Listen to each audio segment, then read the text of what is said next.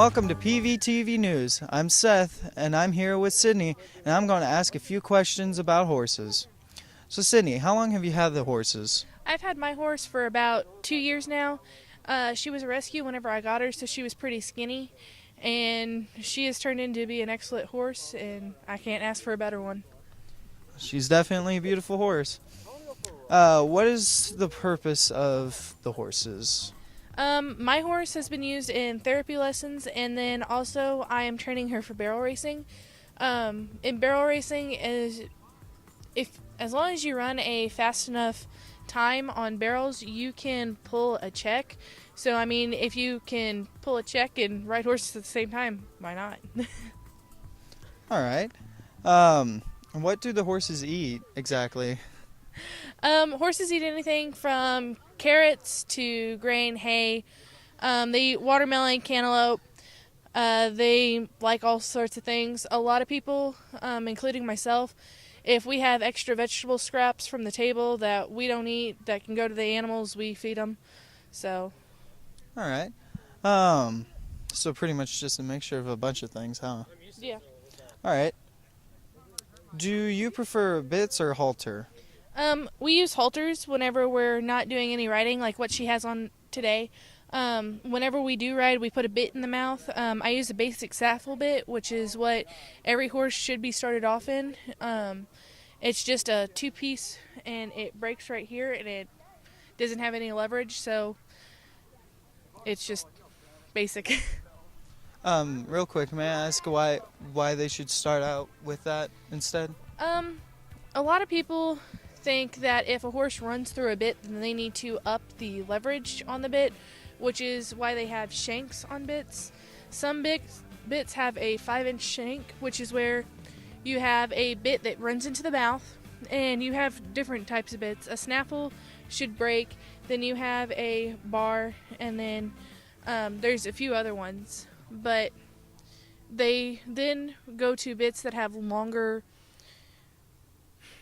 they're like sides of the bits, and they hook the reins onto the bottom of the bits, so whenever you pull down or whenever you pull back, that bit comes forward and it presses up into the roof of the mouth, making them want to heed more to the bit.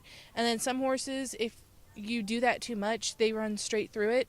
So you want to start off in your basic bit, and then if they don't listen, then you could go up to those bits. Those bits are a little more severe, but we tend to use snaffle bits on our horses. So. All right.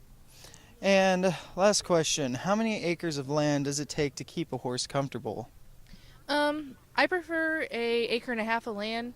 Where I'm keeping my horse at, they have 12 acres with 7 horses, and we also ration hay. The reason why I recommend 1.5 acres is so that you have an area for riding, and then you have an acre just for the horse itself. And then I also recommend rationing hay just so that they have a hay belly on them during the winter and they don't get too cold and lose everything. All right, well, that's all we have for today. Thanks for watching. This has been PVTV News. I'm Seth, signing off. Hi, I'm Michaela, and I'm with Lauren, and we're going to talk about beef cows. So, how long is their lifespan? It's in their 20s. Interesting. What do they eat, and how much do they eat? They eat a lot of food. If you see them out in the field, they're grazing almost every single minute you see them. How much money and time does it take to care for one? It doesn't take too much. Your biggest expense is the land, but if you have the land and you have some hay for winter, then it really shouldn't cost very much. Awesome. How much do they weigh from birth to adulthood? They can weigh, like when they're born, they're about 100 pounds, give or take. But once they get older, depending upon the breed, they can be in their thousands to 2,000s. Wow. How large is a typical herd? The small farms are about 100. The big farms are thousands, in the thousands. Well, I'm Michaela from PVTV, and I'm signing off. Good morning, this is PVTV. I'm Anissa Robinson, and today we have Mr. Allison. Well, first off, how long has fall harvest been happening at the Career Center? We've had fall harvest for a number of years now. I believe it may have been the 80s. I'm not sure. It started with a Food for All grant to get some people down here. We've been doing it for at least 20 years or so or more. A long time. What does all the kids get out of being up here? The kids get a lot from coming here. They not only get to see where their food comes from, but they get to interact with the animals, get to pet the animals. For some of them, that's the only time they may get to interact with some animals. But they learn where their food comes from.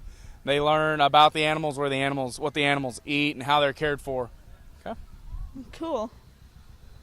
How many stations are there here at Fall Harvest?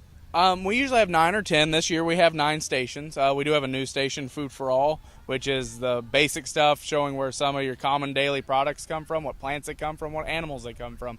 Most kids are surprised to find that most sugars and sweeteners are actually from corn, not from maple syrup or cane sugar. So. Learn something new every day. Does the FFA students bring their own animals here? Yes, they do. This is all the students' animals. Teachers, we don't bring any of our own stuff in, so the students volunteer and bring in all their own stuff, yes. How long has FFA been around? The National FFA organization was founded in 1928, 89 years ago or so. Our local chapter was in 1934, so a little bit afterwards. Been around a long time. Well, thanks for answering these questions, Mr. Allison. This is Vanessa Robinson signing off.